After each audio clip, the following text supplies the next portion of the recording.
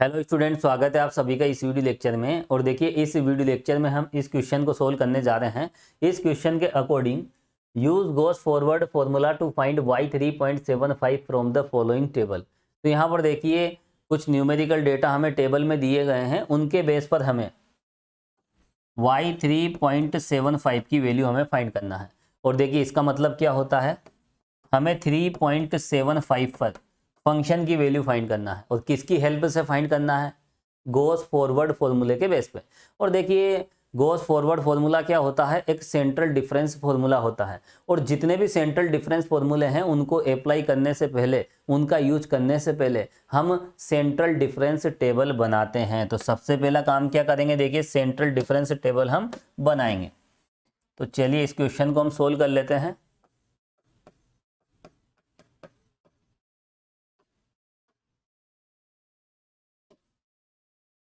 लिखिए आप, central difference table.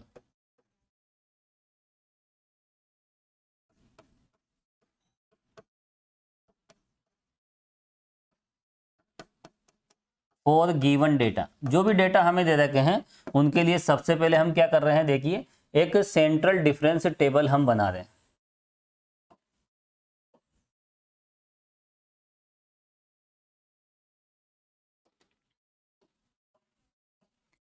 तो देखिए, पहले हम एक स्ट्रक्चर बना लेते हैं यहाँ पर। उसके बाद इसमें हम डेटा फीड करेंगे। और देखिए, सबसे पहला जो कॉलम होता है उसमें हम एक्स की वैल्यू हम लेते हैं। उसके बाद देखिए, यहाँ पर जो भी यू की वैल्यू होगी सेकेंड कॉलम में आ जाएगी। और उसके बाद देखिए, जो भी फंक्शन की वैल्यूज हमें दे रखी है वो हम लेते हैं। और उसके बाद जितने भी डिफरेंस यहाँ पर निकलेंगे, वन बाई वन यहाँ पर अगले कॉलम्स में आ जाएंगे। एक्स की कितनी वैल्यूज है? देखिए, 1 2 3 4 5 6। एक्स की यहाँ पर 6 वैल्यूज हमें दे रखी है, टोटल 6 वैल्यूज। तो यहाँ हमें डेल्टा 5 तक जाना पड़ेगा। तो देखिए, ये हो जाएगा डेल्टा 1। और यहाँ पर देखिए डेल्टा स्क्वायर, इसमें हमें 4 कॉलम और बनाने हैं। ये लीजिए,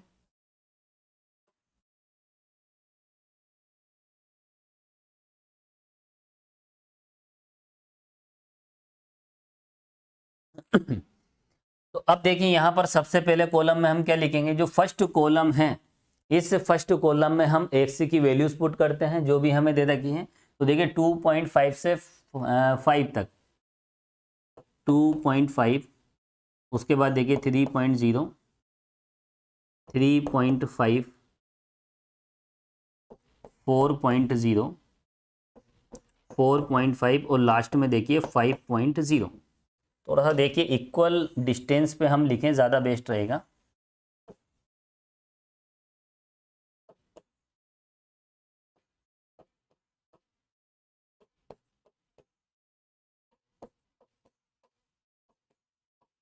ये लीजिए।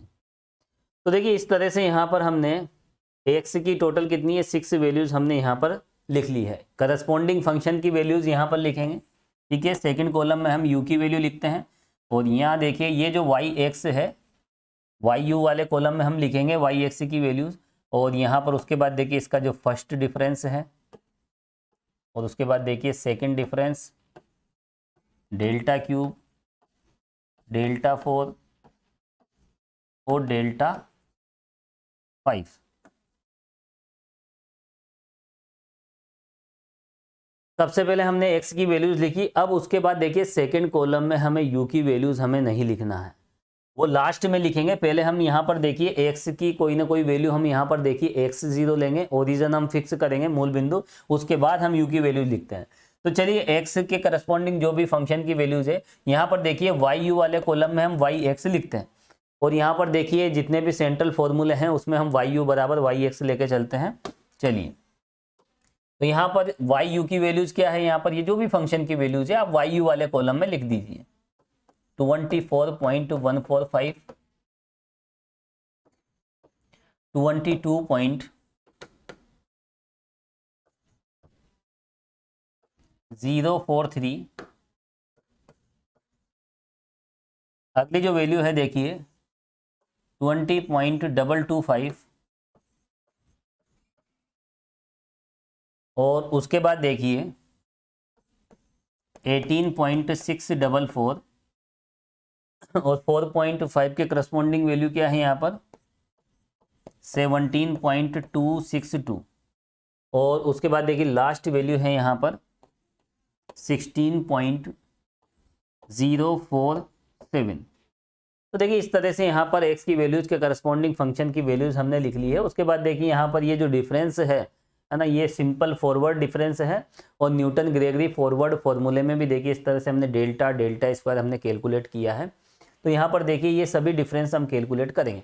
और देखिए इस पेपर में साइंटिफिक कैलकुलेटर अलाउ होता है, तो देखिए हम साइंटिफिक कैलकुलेटर ले लेते हैं। और देखिए ये है आपका प्यारा सा साइंटिफिक कैलकुलेटर, इसका आप यूज करें, कहीं कोई प्रॉब्लम नहीं है। इसमें से आप ये सब्ट्रैक्ट करो, देखिए कितनी आसानी से कैलकुलेशन हो जाएगी। और देखिए कैलकुलेशन करने से पहले आप इसको देखिए डेसिमल के बाद 3 प्लेस तक आप इसे फिक्स कर लीजिए। आप मोड वाला बटन आप 3 बार प्रेस करोगे तो फिक्स, साइंटिफिक, नॉर्मल 3 तरह के ऑप्शन आपको मिलेंगे। तो 1 वाला सेलेक्ट कर लीजिए। फिर उसके बाद ये आपसे पूछेगा फिक्स करना है 0 to 9 और क्वेश्चन मार्क, तो आप देखिए यहाँ पर 3 प्रेस कर दीजिए। तो जो भी रिजल्ट देगा डेसिमल के बाद देखिए 3 प्लेस में ये कन्वर्ट करके देगा। अब यहाँ पर देखिए इसमें से सब्ट्रैक्ट करें, तो देखिए यहाँ पर इसमें से ये सब्ट्रैक्ट करेंगे 22.043 माइनस 24.145, रिजल्ट आएगा माइनस 2.102। चलिए आगे बढ़ते हैं। 20.225 माइनस 22.043 सब्ट्रैक्ट कीजिए माइनस 1.818। आगे बढ़ें और देखिए 18.644 में से सब्ट्रैक्ट कर देंगे 20.225, रिजल्ट आएगा देखिए माइनस 1.581। उसके बाद देखिए 17.262 माइनस 18.644। फाइनल सॉल्यूशन निकालें तो इसका रिजल्ट आएगा देखिए 1.382। बिल्कुल नॉर्मल कैलकुलेशन, कैलकुलेटर से आप करते जाएं, कहीं कोई प्रॉब्लम नहीं है। 16.047 माइनस 17.262, रिजल्ट इज माइनस 1.215। अगले डिफरेंस भी हम निकालेंगे इसी तरह से, इसमें से सब्ट्रैक्ट करेंगे तो माइनस का 1.818, ऊपर वाला सब्ट्रैक्ट करेंगे तो ये प्लस का हो जाएगा तो 2.102। और जैसे हम रिजल्ट निकालेंगे तो इसका रिजल्ट आएगा देखिए 0.284 हमें मिलेगा। और उसके बाद देखिए माइनस 1.581 और ऊपर वाला सब्ट्रैक्ट कीजिए 1.818, तो रिजल्ट मिलेगा हमें 0.237।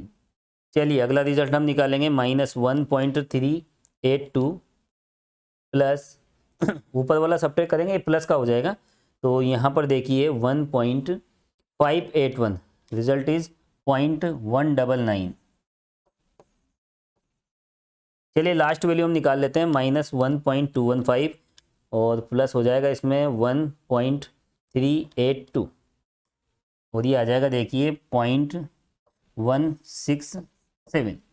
अब देखिए इसके बाद हम थर्ड डिफरेंस निकाल लेते हैं, इसमें से इसको सब्ट्रैक्ट कीजिए 0.237 माइनस 0.284, ये आ जाएगा देखिए माइनस का 0.047। आगे हम बढ़े 0.199 माइनस 0.237, रिजल्ट इज 0.038। आगे कैलकुलेशन 0.167 माइनस 0.199, रिजल्ट होगा यहाँ पर 0.032। साइंटिफिक कैलकुलेटर से कूल माइंड से आप कैलकुलेशन करते जाएं, कहीं कोई प्रॉब्लम नहीं है। 0.038 इसमें से ये सब्ट्रैक्ट कीजिए तो यहाँ पर देखिए 0.047, तो देखिए यहाँ पर हमें मिलेगा 0.009 और आगे हम बढ़ते हैं और माइनस 0.032 और ये वाला सब्ट्रैक्ट करेंगे तो 0.038, ये हो जाएगा देखिए 0.006 और इसमें से तो आप ये सब्ट्रैक्ट कर लीजिए तो यहाँ पर देखिए हमें मिलेगा माइनस 003। ठीक है, बिल्कुल नॉर्मल सी कैलकुलेशन है, इसमें से आप ये सब ट्रेक कर लीजिए, ये मिलेगा। तो यहाँ पर देखिए इस तरह से हमने साइंटिफिक कैलकुलेटर से जितने भी डिफरेंस है वो हमने निकाल लिए। अब देखिए इसको मैं साइड में रख देता हूँ। अब यहाँ पर देखिए हमें करना क्या है, सबसे पहला काम, जैसे सारे डिफरेंस कंप्लीट हो जाए, कैलकुलेशन कंप्लीट हो जाए, हमें यहाँ पर ओरिजिन फिक्स करना पड़ेगा। और ओरिजिन जब हम फिक्स करेंगे x0, उसके बाद ही हम यहाँ पर देखिए u की वैल्यूज डिसाइड करेंगे। तो देखिए ओरिजिन कैसे लें, मैंने आपको बताया था लास्ट डिफरेंस से। इस लास्ट डिफरेंस से एक स्ट्रेट लाइन आपको खींचना है। स्ट्रेट लाइन x की जिस वैल्यू को कट करती है उसी वैल्यू को हम x0 लेते हैं।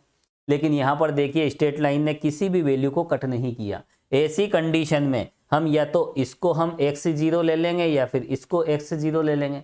लेकिन मैंने आपको एक ट्रिक बताई थी, जब ऐसी कंडीशन आ जाए कि स्ट्रेट लाइन x की किसी भी वैल्यू को कट न करे, तो ऐसी कंडीशन में गोस फॉरवर्ड में हम ऊपर वाला ओरिजिन लेंगे और गोस बैकवर्ड में हम नीचे वाला ओरिजिन लेंगे।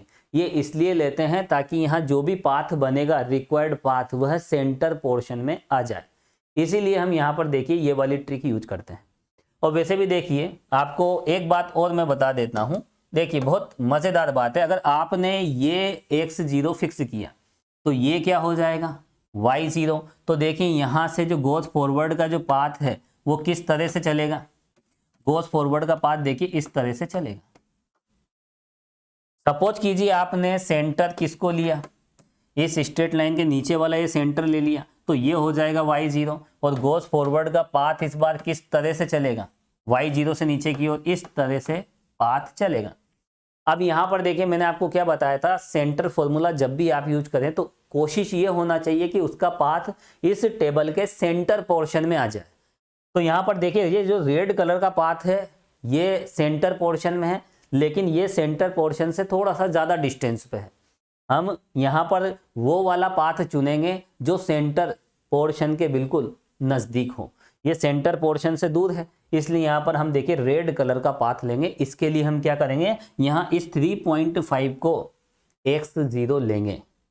तो देखिए आप ऐसे भी समझ सकते हैं, दोनों केस देख लीजिए, पाथ किधर जा रहा है, जो भी सेंटर के नज़दीक हो उसी को आपको सेंटर लेना है, उसी को ओरिजिन फिक्स करना है।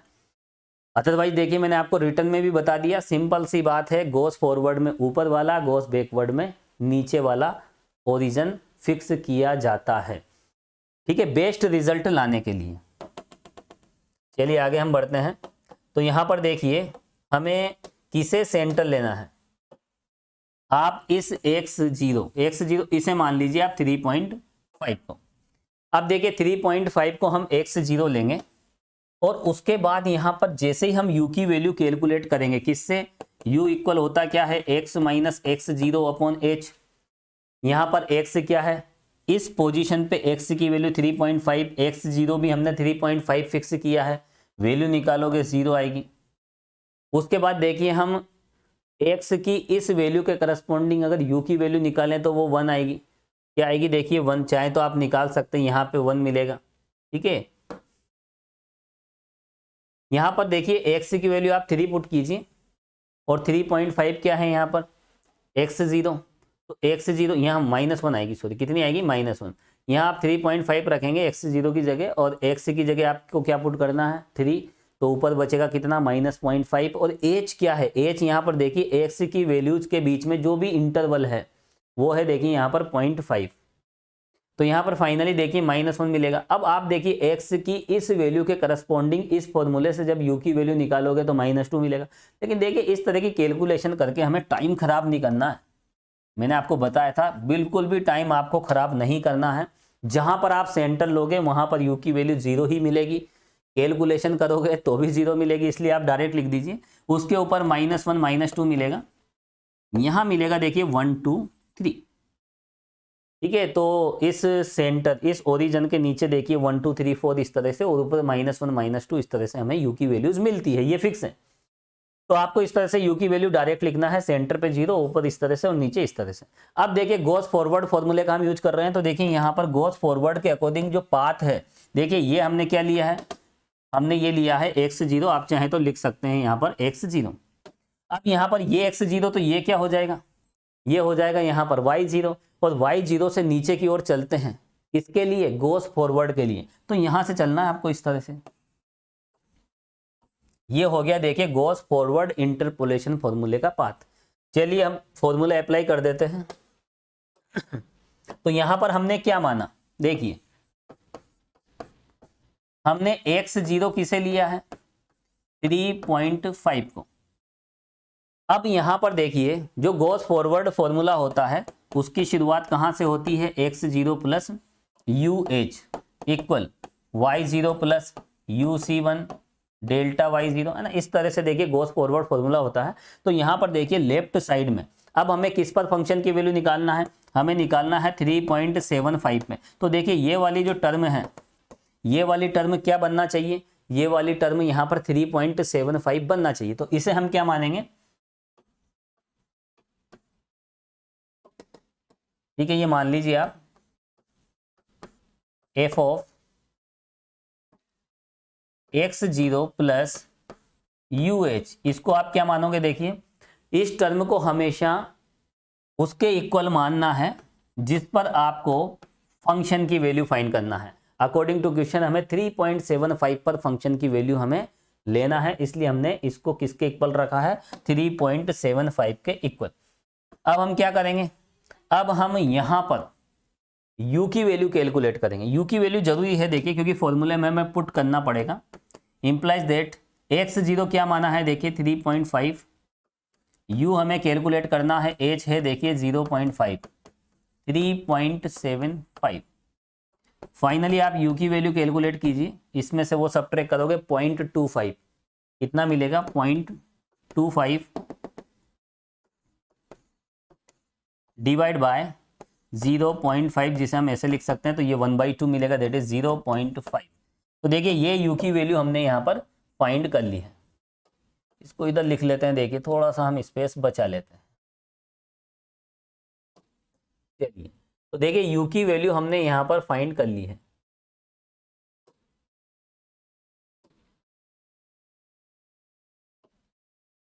अब देखिए u की वैल्यू फाइंड करने के बाद हम सीधा यहाँ क्या लगा देंगे, गोस फॉरवर्ड इंटरपोलेशन फॉर्मूला। तो होता क्या है, लिखें आप,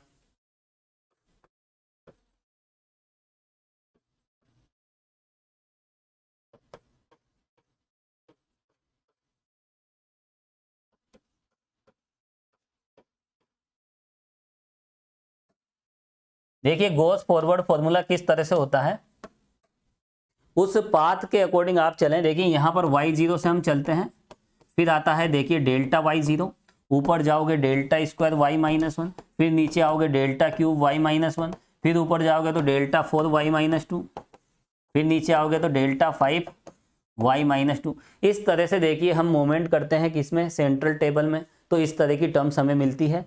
यहाँ y0 का y0 रहेगा, लेकिन जैसे हम ऊपर की ओर जाएंगे तो यहाँ पर देखिए y0 से क्या हो जाएगा, y-1, यानी यहाँ हम -1 कर देते हैं, -1 से -2। तो देखिए इस तरह की टर्म्स यहाँ पर चलती हैं।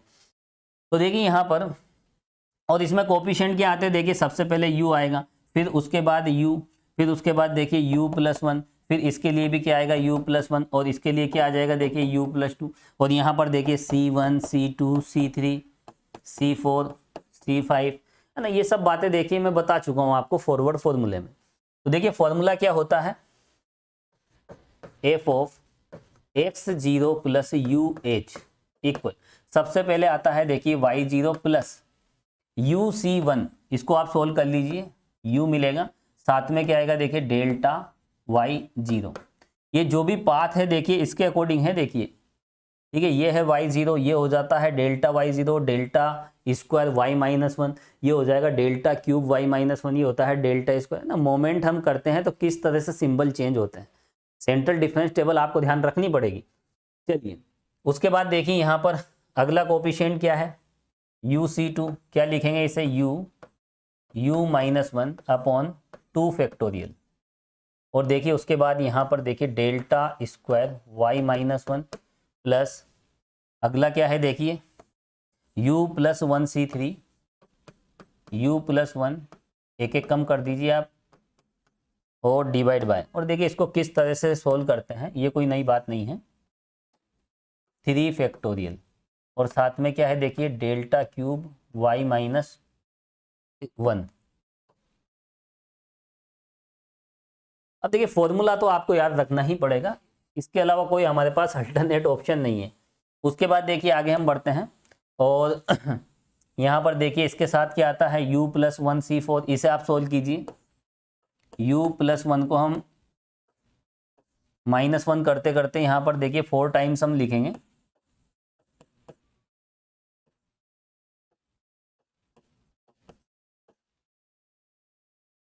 ये लीजिए और ये है देखिए यहाँ पर 4 फैक्टोरियल और साथ में क्या है देखिए डेल्टा 4 y माइनस 2 प्लस, चलिए अब इसको हटा देते हैं और u प्लस 1 देखिए 2 बार आ चुका है ना, u प्लस 1c3 और u प्लस 1c4। अब आएगी बारी किसकी, u प्लस 2 की। u प्लस 2 2 बार आएगा, लेकिन यहाँ पर हम एक बार ही लिखेंगे क्योंकि एक टर्म और है।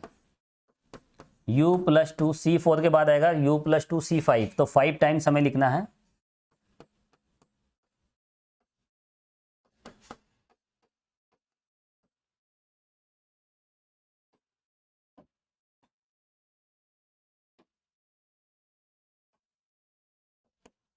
और यहां पर आएगा देखिए डेल्टा 5 y माइनस 2।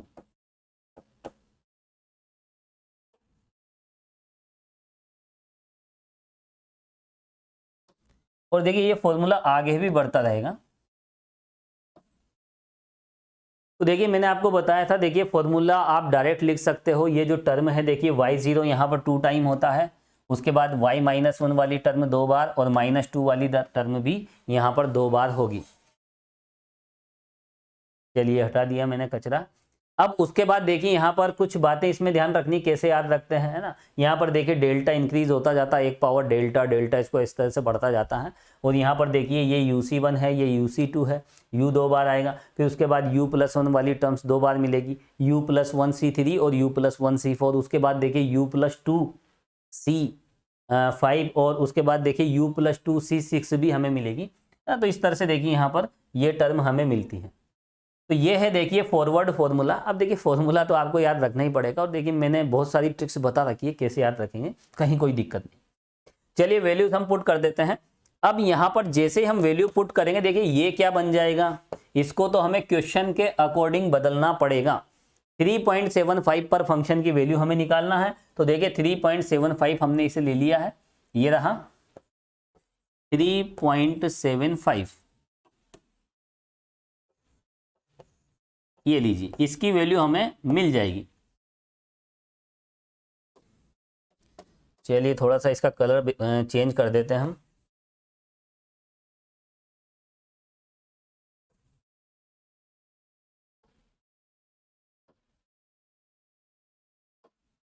तो देखिए 3.75 की वैल्यू हम निकालने जा रहे हैं यहाँ पर। और देखिए हमने जैसे ही x0 प्लस UH को हमने क्या लिया था 3.75, तो इससे हमें u की वैल्यू क्या मिली थी 0.5। u की वैल्यू हमें इस तरह से मिली थी। और एक बात और मैं बता देता हूं आपको, u की वैल्यू चाहे आप इस तरह से निकालें, डायरेक्ट आप इसको ये मान लीजिए, या फिर u की वैल्यू आप इससे निकालें x minus x0 upon h। तो देखिए दोनों से सेम वैल्यूज मिलेगी। और आप इससे भी अगर x की वैल्यू कैलकुलेट करोगे तो इससे x की वैल्यू क्या आएगी x0 प्लस UH। और देखिए x0 प्लस UH को हमने किसके इक्वल लिया है x, और x का मतलब क्या होता है जिस पर फंक्शन की वैल्यू फाइंड करना है। और यहाँ पर 3.75 पर फंक्शन की वैल्यू हमें फाइंड करना है, तो x की जगह हम 3.75 लिखेंगे, तो ये रिजल्ट मिलेगा। बात वही है ना। और आप इससे सोल्व कर लीजिए, यहाँ 3.75 लिख दीजिए। x0 हमने क्या लिया है ओरिजन 3.5 और h की वैल्यू क्या है देखिए 0.5। ओवरऑल देखिए हमें फाइनल कैलकुलेशन पे u की वैल्यू ये मिल जाएगी कितनी 0.5। तो देखिए जब भी इस तरह का क्वेश्चन आप सोल्व करो तो देखिए यहाँ इस फॉर्मूले में हमें लेफ्ट साइड में क्या बनाना है f ऑफ 3.75, ठीक है, इसी का मान हमें निकालना है। तो फिर ऐसी कंडीशन में देखिए यहाँ पर इसको हम 3.75 मानकर सबसे पहले आप u की वैल्यू फाइंड कर लीजिए, उसके बाद फॉर्मूला अप्लाई कर दीजिए। अब देखिए वैल्यूज हम कैसे पुट करेंगे, देखिए y0 यहाँ इस पाथ के अकॉर्डिंग ये है y0 कितना है 20.225, 20 पॉइंट, ये लीजिए, और उसके बाद देखिए प्लस u कितना है, u तो मैंने बताया है आपको 0.5, ठीक है। और वैसे देखिए आप u की जगह u देने दो, है ना, मैं तो आपको यही सजेस्ट करूंगा कि u की वैल्यू आप ना रखें, ठीक है, और इतना टाइम होता भी नहीं है, आप तो डायरेक्ट यहाँ पर u देने दीजिए, ये लीजिए, क्योंकि हमें कैलकुलेशन तो साइंटिफिक कैलकुलेटर से ही करना है ना, तो फिर वहाँ पर आप u देने दीजिए। और यहाँ पर देखिए u के साथ क्या है, u-1, आप ऐसा कैसा ही देने दें इसे, कहीं ज़्यादा दिमाग लगाने की आवश्यकता नहीं है, ठीक है, आप बिल्कुल ऐसा ही देने दीजिए। और कितना है यहाँ पर 2 फैक्टोरियल, और साथ में देखिए डेल्टा स्क्वायर, डेल्टा स्क्वायर का मतलब यहाँ पर सेकंड डिफरेंस है, आपको ज़्यादा इस पर भी ध्यान नहीं देना, -1 है ना, डेल्टा क्यूब y-1, आपने फॉर्मूला लिखा, ये है सेकंड डिफरेंस, ये है थर्ड डिफरेंस, इसका पाथ हमने बना लिया है, इस पाथ के अकॉर्डिंग आपको चलना है और रिलेटेड डिफरेंस तक हमें पहुंचना है। तो यहाँ पर हम किसकी बात कर रहे हैं, यहाँ पर देखिए ये है सेकंड डिफरेंस, तो सेकंड डिफरेंस की वैल्यू कहाँ से रखेंगे, तो आप सेकंड डिफरेंस में इस पाथ पे चले जाइए, तो ये है देखिए सेकंड डिफरेंस 0.237, तो यहाँ पर आप पुट कर दीजिए 0.237 प्लस, क्लियर, ये हमने लिख लिया है। उसके बाद देखिए यहाँ पर क्या है u+1, और देखिए उसके बाद है u, और उसके बाद है u-1 डिवाइड बाय 3 फैक्टोरियल, और देखिए उसके बाद यहाँ क्या है, देखिए थर्ड डिफरेंस, तो थर्ड डिफरेंस वहीं जाएंगे हम उसी पाथ पे, तो थर्ड डिफरेंस में देखिए इस पाथ पे कौन है, -0.038, -0.038, कितनी आसान कैलकुलेशन। देखिए u की जगह 0.5 रखकर देखिए इन स्टेप्स को बड़ा न करें, क्योंकि इसकी वैल्यू तो हमें साइंटिफिक कैलकुलेटर से सीधे मिल जाएगी, तो कहीं कोई प्रॉब्लम नहीं है। आगे हम बढ़ेंगे, प्लस यहाँ पर आप देख सकते हैं u की वैल्यू तो हम नहीं पुट करेंगे, क्योंकि u तो देखिए 0.5 है, वो फिक्स हो चुका है। u के बाद क्या है, देखिए यहाँ पर u-1 u-2 डिवाइड बाय, यहाँ आ जाएगा देखिए 4 फैक्टोरियल, और देखिए इसके साथ क्या है, यहाँ पर देखिए फोर्थ डिफरेंस, तो इस पाथ के अकॉर्डिंग फोर्थ डिफरेंस क्या है 0.009, तो यहाँ आप पुट कर दीजिए 0.009 प्लस, इतनी मज़ेदार कैलकुलेशन है। उसके बाद देखिए यहाँ पर आगे हम बढ़ेंगे, देखिए यहाँ कितना है u+2, और देखिए उसके बाद कितना है u+1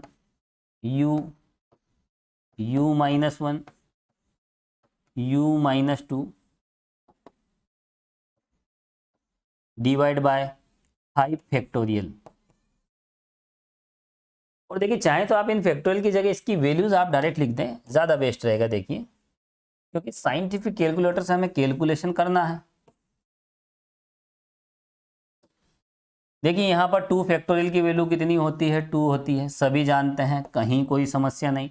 3 फैक्टोरियल कितना होता है 6, 4 फैक्टोरियल होता है 24, और 5 फैक्टोरियल होता है 120। अब देखिए इसके बाद यहाँ पर देखिए 5 फैक्टोरियल सोल्व कर लिया, उसके बाद देखिए delta 5 that is fifth difference, और फिफ्थ डिफरेंस कहाँ है, ये रहा, और इस वाले कॉलम में है -0.003, -0.003। चलिए, तो हमने क्या किया, देखिए यहाँ पर वैल्यूज हमने पुट कर दी है इस टेबल से, और देखिए वैल्यू पुट करना कितना आसान है। अब हम चलते हैं साइंटिफिक कैलकुलेटर पे, और साइंटिफिक कैलकुलेटर से जो भी रिजल्ट मिलेंगे वो यहाँ पर हम लेंगे। f ऑफ 3.75 की वैल्यू हमें मिलने जा रही है। देखिए उठा लेते हैं हम साइंटिफिक कैलकुलेटर, क्योंकि साइंटिफिक कैलकुलेटर अलाउ है, और ये रहा आपका प्यारा सा साइंटिफिक कैलकुलेटर। यहाँ पर देखिए साइंटिफिक कैलकुलेटर सबसे पहले देखिए इससे है, ये तो डायरेक्ट लिख दीजिए आप 20.225, 20.225 एक बार देखिए वैल्यूज़ हम देख लेते हैं, कहीं जल्दबाजी में अगर वैल्यूज़ अगर डिसमिस हो जाती है तो बड़ी प्रॉब्लम आ जाती है। देखिए यहाँ पर फर्स्ट डिफरेंस था -1.581, तो यहाँ पर फर्स्ट डिफरेंस कहाँ गया, ये मैं देखना चाहता हूँ कि यहाँ पर देखिए शायद ये वाली स्टेप हमने मिस कर दी है। देखिए यहाँ पर 1 2 3 4 टर्म है, देखिए समय पे हमें पता लग गया, वरना देखिए रिजल्ट लास्ट में देखिए मिसमैच हो जाता है। देखिए जल्दबाजी में कभी कभी ऐसा हो जाता है, कोई बात नहीं है ना, हर तरफ से देखिए अलर्ट रहना पड़ेगा आपको। तो देखिए जो भी स्टेप हमने मिस की है उसे हम मैनेज कर लेंगे। ये रही आपकी स्टेप, इसको भी आगे ले लेते हैं। ये लीजिए, ये बहुत मज़ेदार क्वेश्चन है ये, और देखिए मैथ्स में देखिए बहुत मज़ेदार कैलकुलेशन आपको मिलेगी न्यूमेरिकल एनालिसिस में।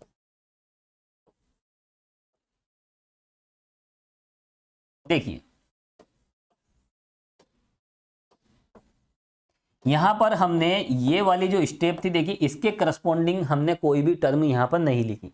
तो यहाँ पर देखिए यू की वैल्यू तो आप रहने दीजिए, और साथ में देखिए जो डेल्टा है यानी delta y0 that is first difference, वो कितना है -1.581, -1.581, ये लीजिए। तो देखिए कभी कभी क्रॉस मैच कर लेना चाहिए। अब उसके बाद देखिए यहाँ पर 0.237 हमने ले ली थी सेकंड डिफरेंस, ओके। थर्ड वाला देखिए माइनस का, ये भी हमने कर लिया। अगला है प्लस का 0.009, उसके बाद माइनस का पॉइंट, अब ओके है। तो देखिए यहाँ पर टेबल्स हमने जो भी रिक्वायर्ड वैल्यूज थी हमने पुट कर ली। अब देखिए कितनी लंबी लंबी स्टेप्स यहाँ पर हो गई, इसलिए मैं आपको सजेस्ट करूंगा कि यहाँ पर यू की जगह आप 0.5 न रखें, कोई मतलब नहीं है, क्योंकि इसकी कैलकुलेशन ओवरऑल इसकी कैलकुलेशन एक ही बार में हमें मिल जाएगी। किससे? साइंटिफिक कैलकुलेटर से। कैसे मिलेगी वो मैं आपको अभी बताऊंगा। देखिए यहाँ पर आपने इसको डेसिमल के 3 प्लेस तक फिक्स कर रखा है, कहीं कोई प्रॉब्लम नहीं है। अब यहाँ पर देखिए इसकी वैल्यू निकालने के लिए ये जितने भी कोफिशिएंट्स हैं है ना, u+1 u-1/6, इसकी ओवरऑल एक साथ हम वैल्यू निकाल लेंगे इस कैलकुलेटर से।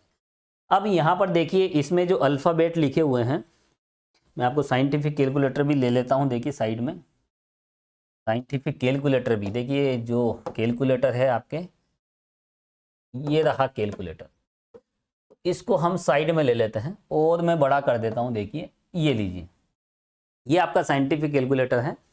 इसमें देखिए यहाँ पर कुछ अल्फ़ाबेट्स आपको दे रखे हैं पिंक कलर में, A B C D E F, और देखिए XY, इस तरह के अल्फ़ाबेट आपको दे रखे हैं। और ये अल्फ़ाबेट का आपको यूज करना है, तो यहाँ पर देखिए पहले ये वाला बटन आपको प्रेस करना पड़ेगा। देखिए अल्फ़ा, अल्फ़ा का मतलब क्या है यहाँ पर? अल्फ़ाबेट्स।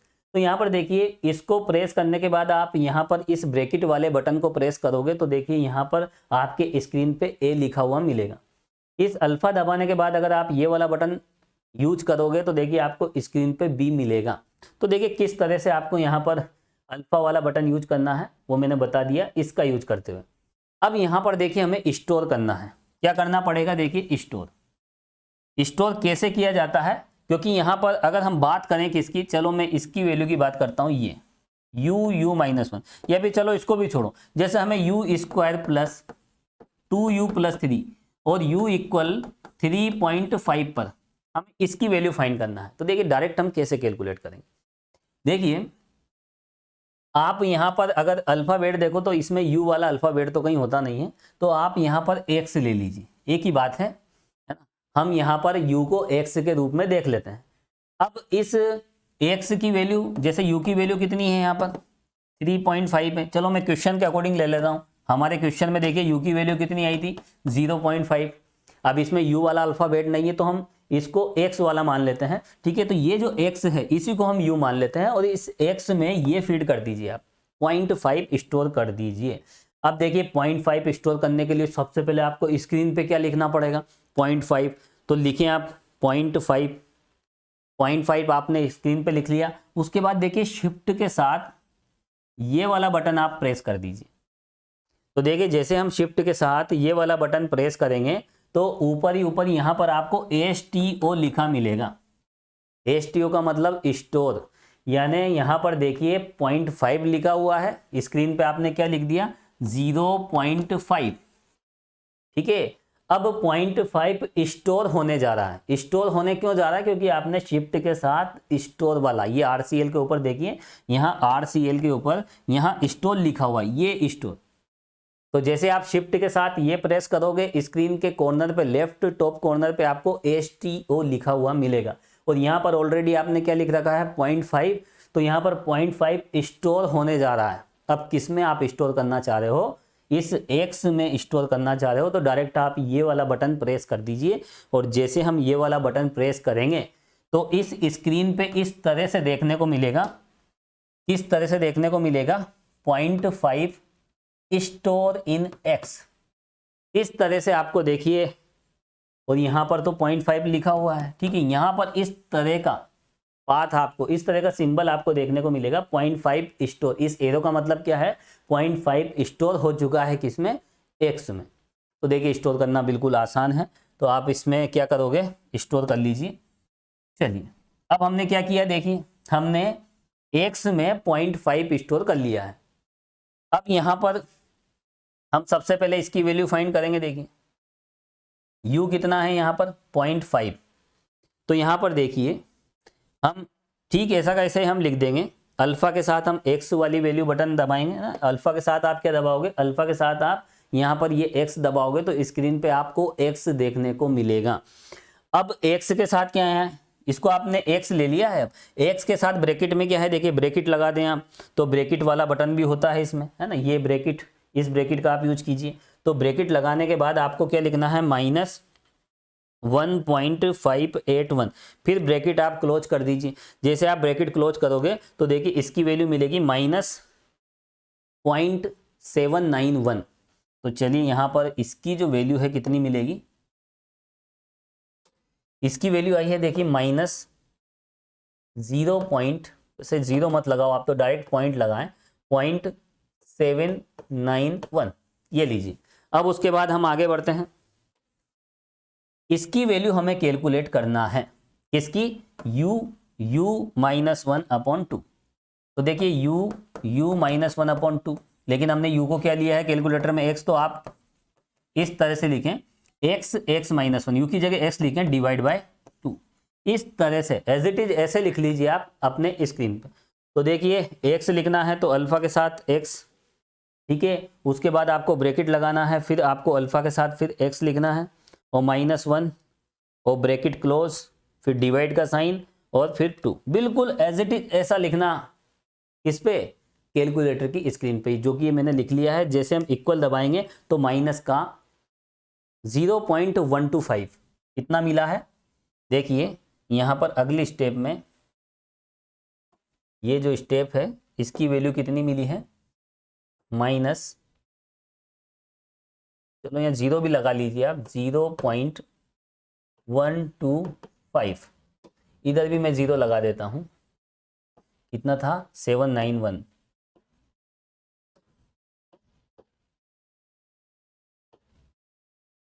अब देखिए साइंटिफिक कैलकुलेटर को भी यहां से हटा देते हैं हम, ठीक है। तो देखिए इसकी वैल्यू तो ये थी, और इसकी वैल्यू कितनी आई थी? देखिए u और ये जो भी है साथ में, इसकी वैल्यू ये आ गई थी, और यहाँ पर हमने साइंटिफिक कैलकुलेटर से u -1/2 को हमने सोल्व किया। इसकी वैल्यू हमें मिली है कितनी? 0.125 माइनस में, और साथ में क्या है देखिए 0.237, 0.237। चलिए आगे हम बढ़ते हैं, और अगली जो कैलकुलेशन है, और वैसे भी देखिए यहाँ चाहे तो आप बिल्कुल इसके सिमिलर कैलकुलेशन कर सकते हो, आपको थोड़ा सा याद रहे कि कहाँ क्या है। तो यहाँ भी आप चाहें तो यहाँ प्लस लगा दीजिए, एक ही बात है, इससे आपको याद रहेगा कि किसकी वैल्यू क्या मिली है।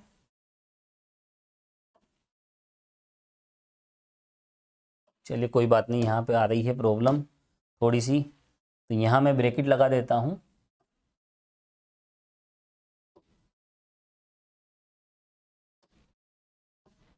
इसकी वैल्यू कितनी आई थी? देखिए माइनस, ब्रैकेट टू ब्रैकेट लिखने से एक फायदा ये है कि आपको ये पता रहेगा कि कौन सी टर्म की वैल्यू क्या मिली थी, ठीक है। तो यहाँ पर देखिए बिल्कुल सिमेट्रिक कैलकुलेशन चल रही है, प्लस की जगह मैंने प्लस लगा दिया। इसकी जो वैल्यू आई है वो कितनी है? -0.125। उसके बाद देखिए 0.237 आप लिखें, 0.237। चलिए आगे हम प्लस लगा देंगे, ठीक है, जो भी है। अब जो भी वैल्यू मिलेगी, अब अगली जो वैल्यू है देखिए, अगली वैल्यू किसकी है, अगली वैल्यू है u+1। तो आप देखिए इसकी वैल्यू आप निकालने जा रहे हो तो इसको आप साइंटिफिक कैलकुलेटर में लिख लीजिए। तो ये x की फॉर्म में लिखाएगा क्योंकि u की जगह हमने x लिया है। तो देखिए x, पहले ब्रैकेट से शुरुआत करें, x और +1, फिर उसके बाद देखिए वापस x है, फिर ब्रैकेट x -1, फिर आप ब्रैकेट लगा दें और उसके बाद देखिए /6। तो देखिए स्क्रीन पे इस तरह से लिखना है आपको x+1 बिल्कुल एज इट इज, और उसके बाद देखिए x और x -1 और /6, सेम टू सेम इस तरह से आप लिख लीजिए। और उसके बाद देखिए यहाँ पर आप जैसे इक्वल का साइन दबाओगे, इक्वल वाला बटन, तो यहाँ पर रिजल्ट मिला है हमें, क्या मिला है देखिए, इसका रिजल्ट ब्रैकेट में लिखें आप 0.063। कितनी मज़ेदार कैलकुलेशन। और इसके साथ में क्या है देखिए, इसके साथ में माइनस का 0.038, माइनस का 0.038।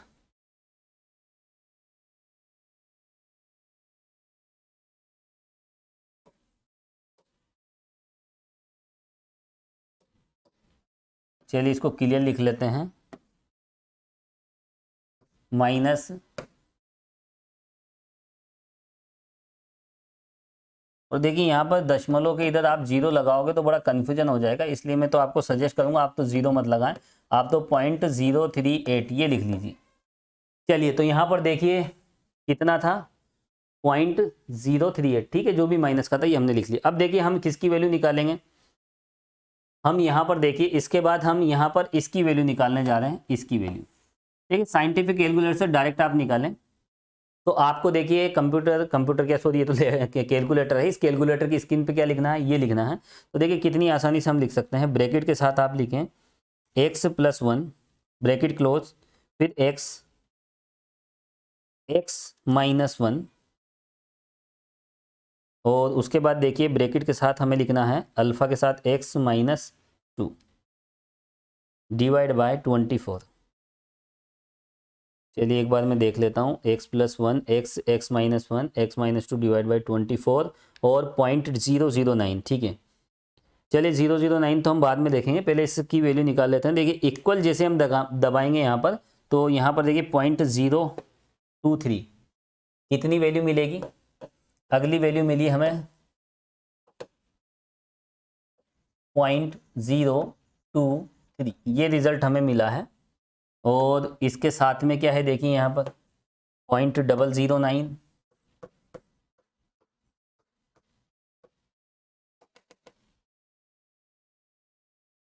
ये लीजिए। लास्ट टर्म क्या है देखिए, लास्ट टर्म आप इसको कैलकुलेट करेंगे पहले, ठीक है। तो इसको कैलकुलेट करने के लिए देखिए हमें स्क्रीन पे क्या लिखना है, x+2 x+1 x+2, और उसके बाद देखिए x+1, फिर उसके बाद देखिए यहाँ पर x+1 के बाद हम x लिखेंगे, फिर ब्रैकेट लगाएंगे, फिर x-1, फिर ब्रैकेट लगा देंगे, और उसके बाद फिर ब्रैकेट के में हम क्या लिख देंगे, x-2। और देखिए जो भी हमने ये लिखा है उसको डिवाइड करना है, डिवाइड बाई 124, ठीक है। और उसके बाद जैसे हम इक्वल दबाएंगे तो 0.012 हमें मिलेगा, कितना मिला है 0.012। तो यहाँ रिजल्ट जो मिला है देखिए, डेसिमल के बाद देखिए 0.012 हमें मिलेगा। और देखिए इसके साथ में क्या है, इसके साथ में है देखिए -0.003, -0.003। तो देखिए इस तरह का रिजल्ट मिला है, और इसकी कैलकुलेशन देखिए एक साथ आप इस साइंटिफिक कैलकुलेटर से कर सकते हो, कहीं कोई प्रॉब्लम नहीं है। देखिए पूरी की पूरी जो भी टर्म है मैं इसमें लिख लेता हूँ। सबसे पहले यहाँ पर देखिए 20.225 माइनस पॉइंट, आप ये पॉइंट के इधर 0 भी ना लगाएं, इसमें चलेगा, आप डायरेक्ट इसको क्या लिखोगे 0.791, फिर उसके बाद देखिए प्लस और यहाँ पर देखिए इस प्लस की जगह तो माइनस हो जाएगा, तो माइनस लगा दीजिए। और माइनस के बाद देखिए आप लिखोगे 0.125 और डायरेक्ट आप इनटू का साइन लगा दीजिए, कहीं कोई ब्रैकेट लगाने की ज़रूरत नहीं है। ठीक है, तो माइनस के साथ हमने ये लिखा 0.125 और उसके बाद देखिए इनटू का साइन मल्टीप्लिकेशन का 0.237 और उसके बाद देखिए यहाँ पर फाइनली देखिए माइनस माइनस प्लस हो जाता है, तो आप प्लस कर लीजिए। और उसके बाद देखिए 0.063 और 0.063 के बाद देखिए आप इसमें लिख लीजिए 0.038 इंटू के साथ 0.038। ठीक है, और उसके बाद आगे हम बढ़ेंगे और उसके बाद देखिए प्लस यहाँ पर देखिए 0.023 मल्टीप्लाई का साइन और उसके बाद देखिए 0.009। ठीक है, उसके बाद देखिए ओवरऑल माइनस आएगा, तो माइनस आप लिख लीजिए। और माइनस के बाद देखिए 0.012 और इंटू और ये हो जाएगा देखिए 0.003। इस तरह से जैसे आप इक्वल का बटन प्रेस करोगे तो देखिए यहाँ पर आपको मिला है 19.407। तो देखिए ये रिजल्ट हमें मिला है 19.407। तो देखिए साइंटिफिक कैलकुलेटर से हम आसानी से देखिए डायरेक्ट हम इसकी कैलकुलेशन कर सकते हैं, ये जितनी भी टर्म्स है। और अगर देखिए इतनी लंबी कैलकुलेशन आप नहीं कर सकते तो आप देखिए पहले इसको कर लीजिए फिर इसको, लेकिन गलती नहीं होना चाहिए।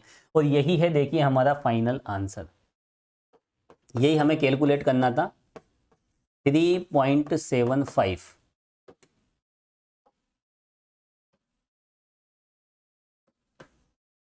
This is final answer. और देखिए बिल्कुल आसान सी कैलकुलेशन है और इस कैलकुलेटर का यूज करना आपको आना चाहिए। यहाँ पर देखिए हमें कोई ब्रैकेट लगाने की ज़रूरत नहीं है, जैसे 3 इंटू -4 प्लस -5 इंटू 6 प्लस 10। अगर इस तरह की कैलकुलेशन आपको करनी है तो साइंटिफिक कैलकुलेटर में ये ब्रैकेट आप ना लगाएं, आप तो इस तरह से भी लिखोगे चलेगा। 3 को किससे मल्टीप्लाई किया देखिए -4 से, फिर क्या है प्लस, फिर -5 को। और वैसे देखिए प्लस माइनस तो आप डायरेक्ट सोल्व कर लीजिए, तो ये माइनस तो बाहर निकाल दीजिए। 3 इंटू 4 यहाँ देखिए ये ओवरऑल माइनस और 5 इंटू 6। और यहाँ पर देखिए अगर ये इस तरह का कोई केस हो तो माइनस बाहर निकाल दीजिए और 10 इंटू 6। आप इस तरह से लिख लीजिए, चाहे नंबर डेसिमल में ही क्यों ना हो, आप इस वाली टर्म को कैलकुलेटर में इस तरह से लिखें और डायरेक्ट एक ही बार में कैलकुलेशन कर दे, टाइम बचेगा।